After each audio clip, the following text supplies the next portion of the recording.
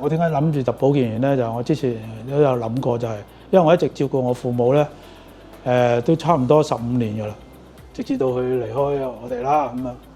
咁喺呢個過程中呢，我係經過醫院嘅社工，知道呢有綜合家居服務隊嘅。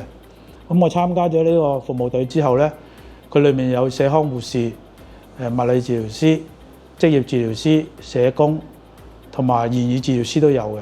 通過溝通之後，我知道如果當我冇做嘢嗰時呢，最大機會能夠入到個行業呢，而好需要人手嘅呢，好緊缺嘅人手呢，應該都係呢個行業。我唔淨止知道我父母嗰個心理狀況啦，我亦都知道喺公園裏面嗰一堆老人家平時佢嘅心點諗嘅，因為有時佢又開心，有時好唔開心嘅。咁變咗喺情況底下，我發覺如果我入呢個行業呢，起碼我除咗幫到佢哋之餘，我亦都有份工作可以試下做下咁樣咯。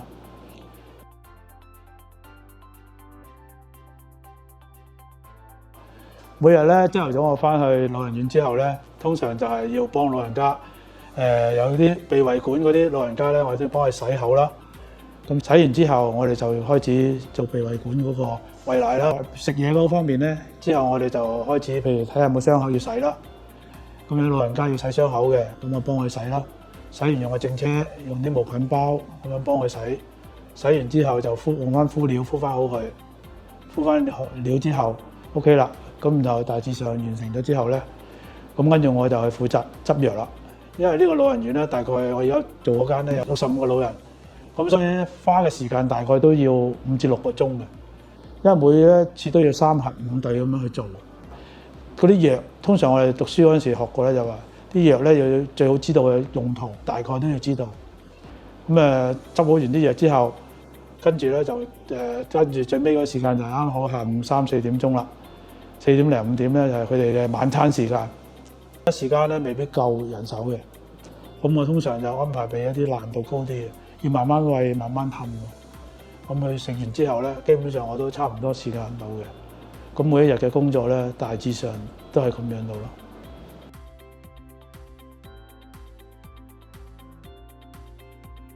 最難忘咧就係，譬如我幫佢洗傷口啲老人家咧，通常洗嗰陣時咧，佢會覺得會有啲痛嘅。咁但係你要用啲心機幫佢洗咧，就要慢慢嚟嘅，即係你唔好操之過急，唔好大力，適當嘅方法幫佢洗嘅話咧，洗完之後咧，佢會多謝你，感激你，因為佢自己個身體都覺得舒服咗嘅。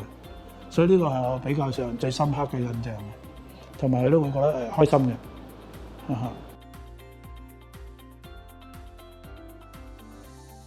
咁即係雖然係自己照顧父母啦，但係實際未去過老人院。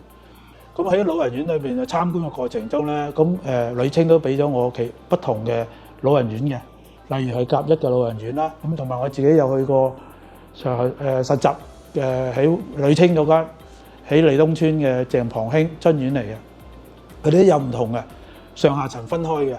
咁叻啲就喺上層，渣啲就喺低層嘅，即係所謂叻啲即係身體弱啲啦，叻啲就身體好啲嘅，行得走得嗰啲嘅。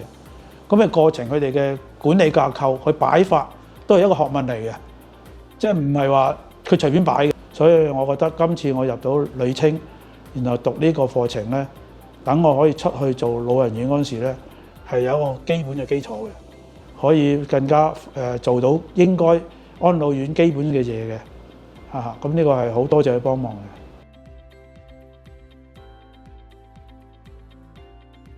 其實咧最緊要咧，我覺得讀呢個課程咧，就係首先要去用心去學呢個樣嘢，因為咧照顧老人家咧，確實咧我哋係需要用心去照顧嘅。咁所以我希望嗰啲同學們想入嚟讀書嘅話，去學習呢個課程咧，利用女青book嗰啲時間嗰啲房。